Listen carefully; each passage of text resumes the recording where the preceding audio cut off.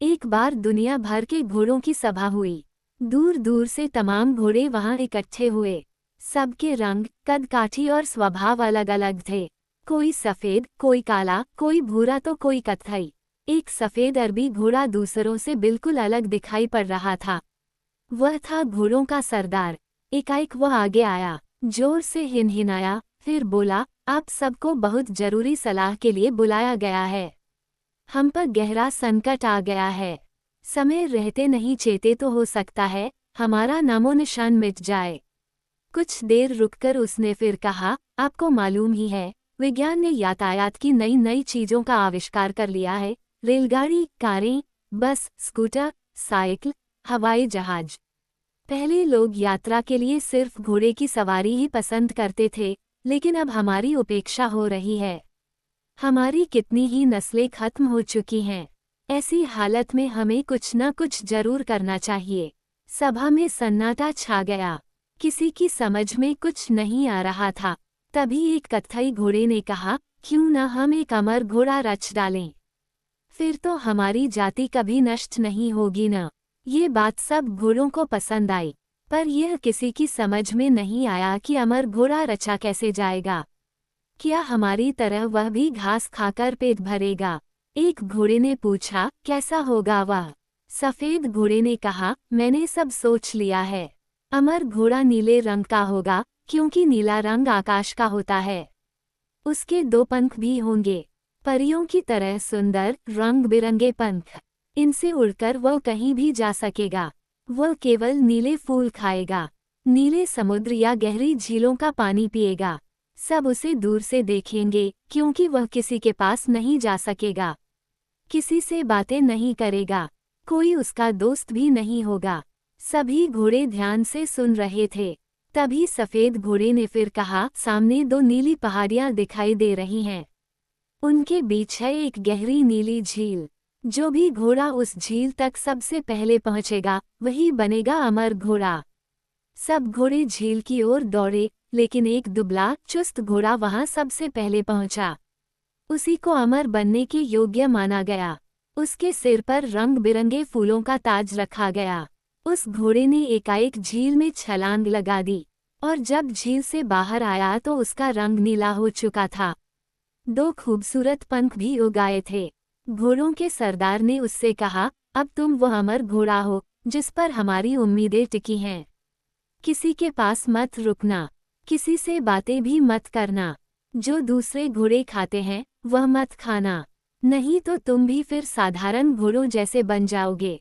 हाँ, अगर तुम्हें कोई दुख हो तो 3 बार झील की परिक्रमा करना, फिर आकाश की ओर मुंह करके हिनहिनाना।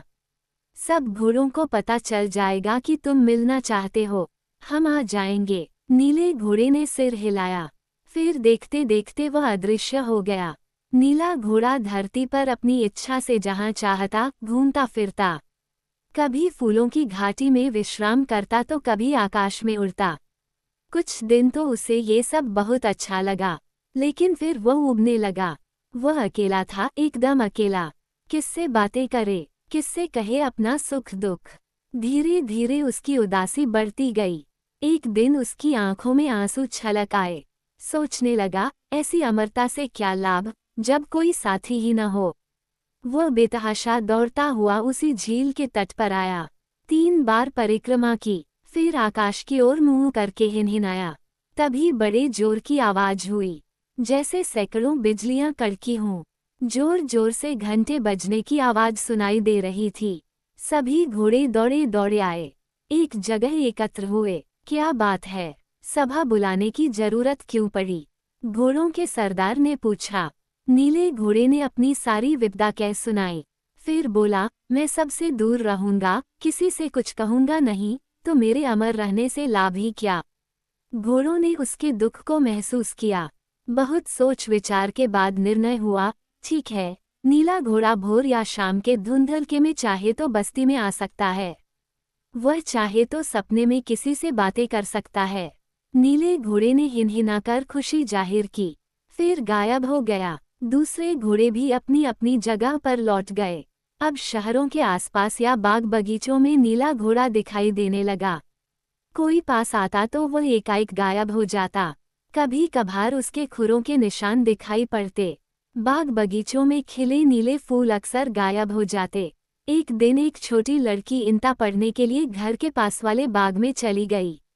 बारिश के दिन थे। इंता अपना नीले फूलों वाला छाता भी लेकर गई थी। छाता एक ओर रखकर इंता पढ़ने बैठ गई। वह जोर जोर से कहानियों की किताब पढ़ रही थी। कुछ देर बाद उसने किताब बंद की, छाता उठाकर चलने लगी। तभी उसका ध्यान छाते के रंग पर गया। छाता बदरंग हो चुका था, उस पर बने नीले फूल गायब थे। इंता हैरान रह गई। घर आई तो उसकी आंखों से आंसू बह रहे थे। माँ ने कहा, लगता है यह नीले घोड़े का काम है। वह नीले फूल खाता है न। पर इंता को किसी भी तरह संतोष नहीं हुआ। रोती रोती वह सो गई। सपने में उसे नीला घोड़ा दिखाई दिया। बोला, क्षमा करना इंता, मैंने तो यूं ही खेल खेल में तुम्हें चौंकाने के लिए ऐसा किया था, पर तुम बुरा मान गईं। दरअसल मैं तुमसे बातें करना चाहता था, बताना चाहता था। तुम जो कहानियां जोर जोर से पढ़ रही हो, उन्हें मैंने भी सुना था, बेहद अच्छी लगी। अरे तुम तो बोल भी सकते हो, इंता ने कहा और सपने में ही हंस पड़ी। बातें करोगी मुझसे? इंता ने स्कूल, घर और कहानियों की किताबों के बारे में ढेरों बातें अमर घोड़े को बताईं। घोड़े ने भी उसे दुनिया भर की कहानियां सुनाईं। वह सारी दुनिया घूम चुका था, बहुत कुछ जानता था। फिर वह हिनहिनाया और गायब हो गया। सुबह इंता उठी तो उदास नहीं थी।